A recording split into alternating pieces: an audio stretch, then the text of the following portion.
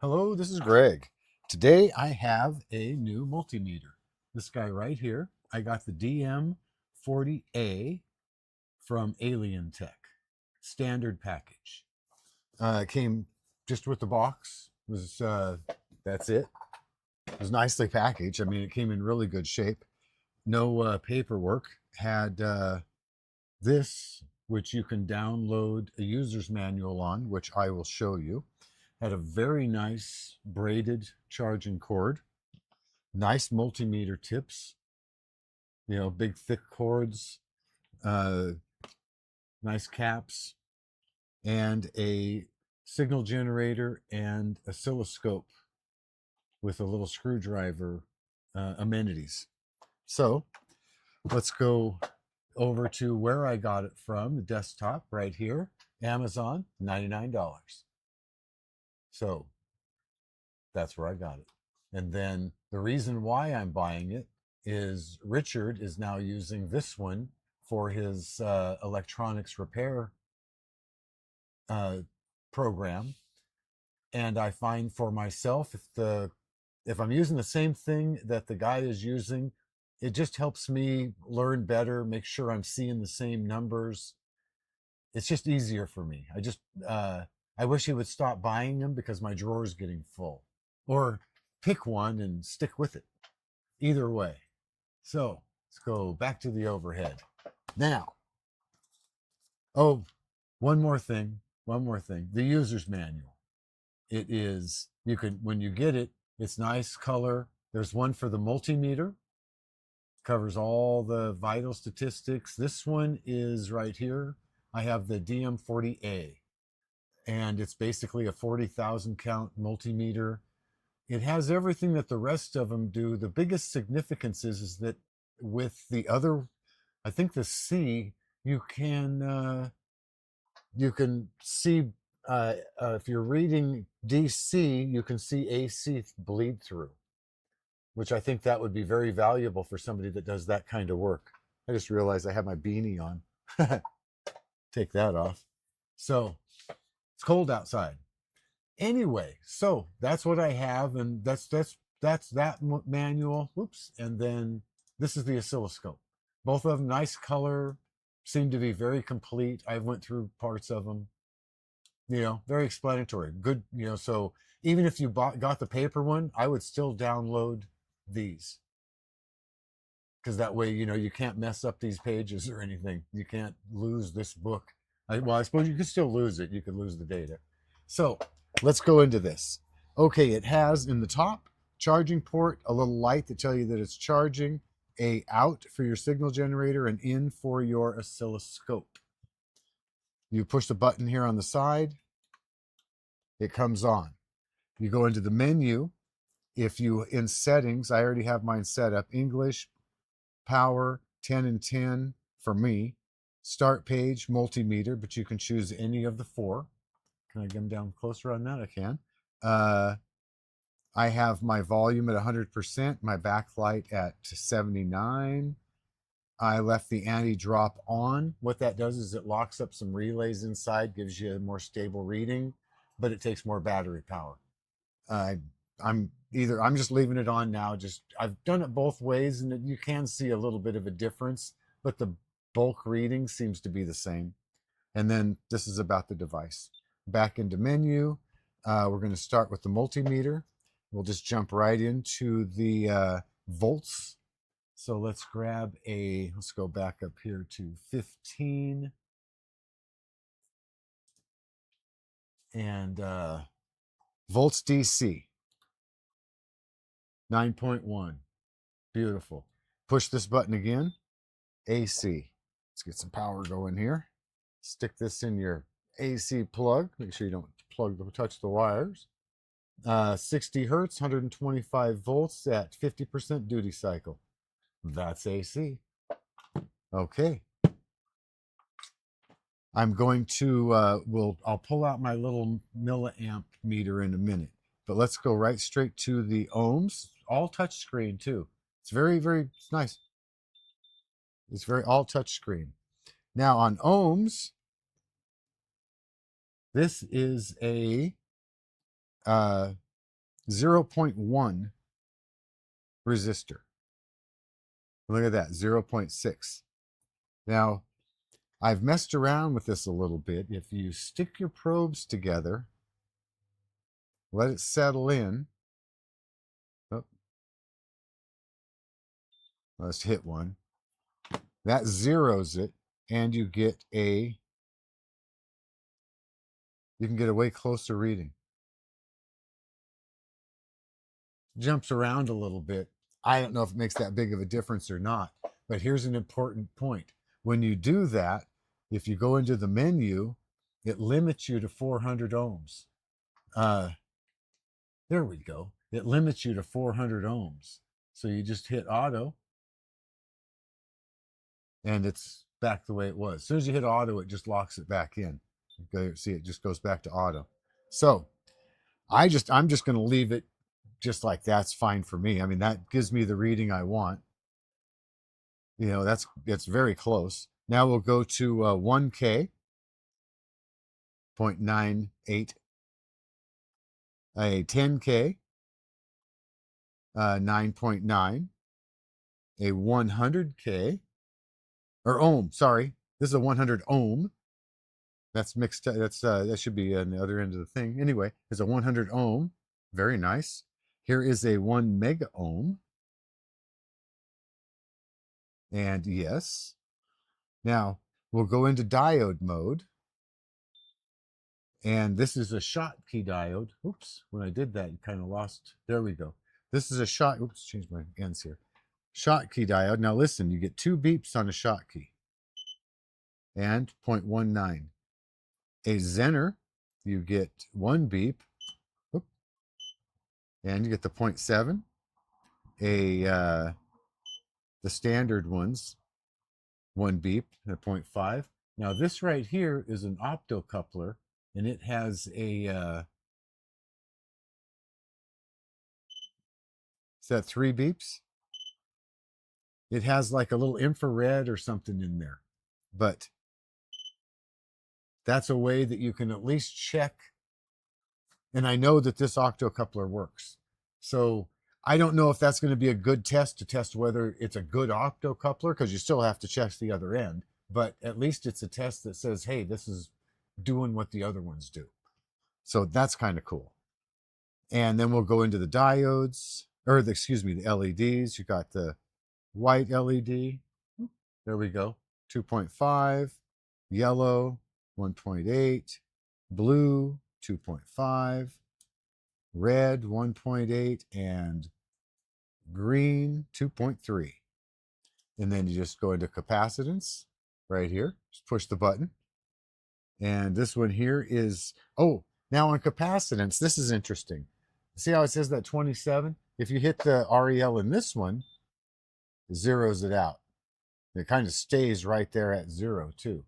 So now when we go over here, this is a 220 UF capacitor, or NF, and there's 0.225. This one here is a 470 something. It says 461. This one's a 155, and it's 154.7. Now we have down here, these are electrolytic now. And this one is a 10 UF. 10 UF. This one is a 100 UF. 95. Okay, took a little longer on that one.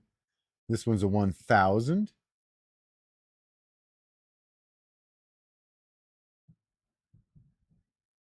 I have it. Yeah, there we go. Yeah, and it says MF, so 0.95 MF. This one's a 600. This is off of this one's an older, kind of old tech. I leave this in here just to see if, and it's, yeah, it's 600 UF, but all the meters read it as the 0.7 and change. And this one is a 4700 UF.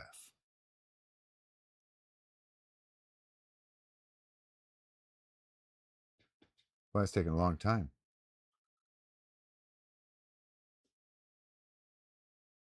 Is it going to read it? Ah, there we go. That was a long time. So, but came out at 4,000. So that's my little board. Some additions over the other multimeters, but this one seems to handle it nicely. I'm going to change my setup and be right back. All right, I have my little volt meter out here. And sorry, I had to turn all the lights off. It's set at 10 volts right now, and it's reading 10.0 and 1. So let's take it down to 9 volts. That's where it settles in at. 6 volts. I just kind of go to the common voltages. 6 volts. 5 volts. Good. 4.2 for charging a lot of things. And then 3.7 for when they're charged. That's pretty good. Look at all those zeros. I'm not used to that. That's a lot. And then let's go down to 3.3. Nice. 3 volts. Nice. 1.8. And then 1.5. And then let's see if it'll go down to 0.8. Yes, 0.8. Let's see how low it'll go.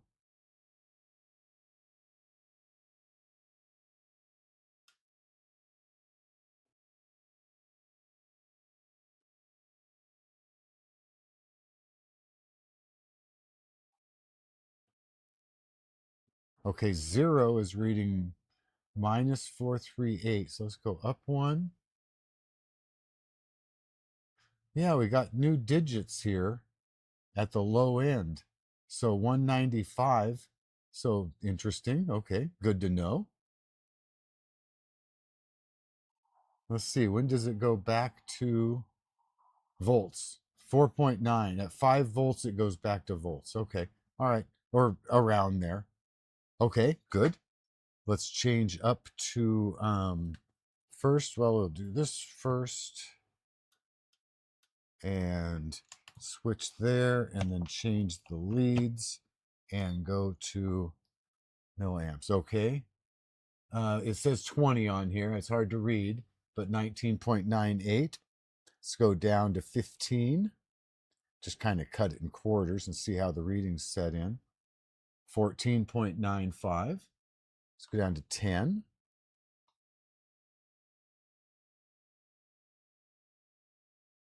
9.99.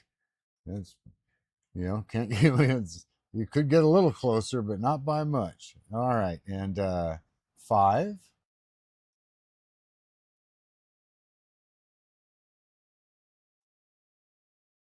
4.98. Slipped a little bit on that, not bad. And then from here, let me see the amps. On the computers and stuff, you want to be able to read some pretty low numbers here. So how about here's 0.8, and it's UA 6, 5, 4, 3. Oh, it did the change again. 3, 2. Look at that on 3. That's pretty good. Oops, went up wrong there. 2, 1, and then 0. Okay, that's what that did.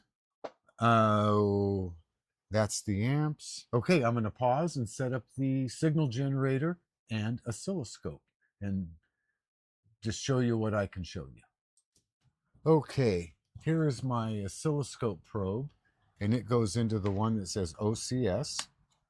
Snaps in nicely, and they come out fairly hard, so you prepare to give them a, when you pull them, pull by the end, not by the wire. Okay, so that's plugged in. Now to hook it up, I'm going to just hook the red wire into the tip of the probe, and the probe is set up on 10 times, and then the ground to the ground. Set this aside. Okay. Now we'll go into the menu, signal generator, go into a sine wave, go back into menu, go to the oscilloscope, and there's a sine wave. You hit auto just to make sure it stabilizes everything. And there it is. You have a menu that you can AC and DC. You have coupling, probe, and color. If we go to probe on, oh, I guess I can go to 1 times on my probe, and because it doesn't go to 10. What's this? And then click the button again, hit auto, see what it does on 1. Huh, it goes right back. So yeah, that worked. um, let's go. And then down here you have another menu, a color, and this kind of makes everything go funky. Okay, when you get this, let's go out of this. Is it, oh, hold on a second. Can I leave it on? Yeah. If I see how everything goes kind of weird in the signal, just turn that back off and it'll go back to normal. So just, okay. and you can, fool around in these menus. There's this menu here. It has measures. These are just the default ones, and you can clear, or you can clear it, or you can go back to default. Same ones pop up, and you can change whatever you want in here. And then there's a display, roll on and off, persist on minimum, 1 second or infinity, and then brightness 75, grid intensity 50%. It's how I have them set. Set them where you want. In trigger, there's rising or falling. For the edge is rising or falling, and for the mode is auto, normal, or single. And you have in settings, you have print screen and save CVS. Or excuse me, correction, CSV. And then just click the screen again, and you can move the time base and this all, we can go back into the signal generator and say we want to do a square wave. Go back to the menu, oscilloscope, square wave pops up. Go to auto, and it centers it out for you. So that's how that functions.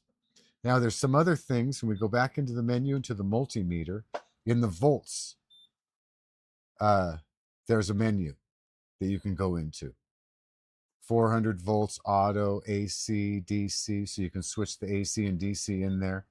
But just be aware there's a menu to make changes in this thing, in here. And then when you go into the amps, again, another menu. Okay, change whatever you want to change. You can limit how much or whatever. Go back, and in I think, is there one on here? Yes. And in the resistance, the ohms, you can change it. There's another menu. And then there isn't one. Capacitance, no menu. No menu. Hertz, no menu. So, okay, that's all I have to say about the operation. And I am happy with the meter. I'm I wished it would have came with a bag. I know that's a small point, but I bought multimeters that were $12. They had a bag to put everything in. A little, one of the little pouches. And this one came in a very nice box, but no bag. Which is the thing. I mean, it's absolutely nothing. I just printed this little guy out. It'll contain everything. Not a problem. But for somebody that doesn't have any, there it went, that doesn't have, the printer and stuff, this thing is just left sitting in the wind, just wrapped, because there's no place to put the probes or anything. And honestly, if that's the worst thing I have to say, that makes it a pretty good meter for my money. From an amateur's point of view, it's way more than I'll ever, well, I won't say ever need, than what I will use today. But in the future, maybe. This has been specific to the A version, and I covered nothing on the rest of the models. Also, let me pull this cover off of here. This you have to grab these right by the you know, the end here, they kind of snap in kind of easy, but once they're snapped in, you really got to give them a pull to get them out. This does have a nice stand on the back, so you can use it, you know, and it spins around. So many different angles and nuances that you can do with that thing. It has magnets on the back, so it'll stick to, you know, for automotive and stuff.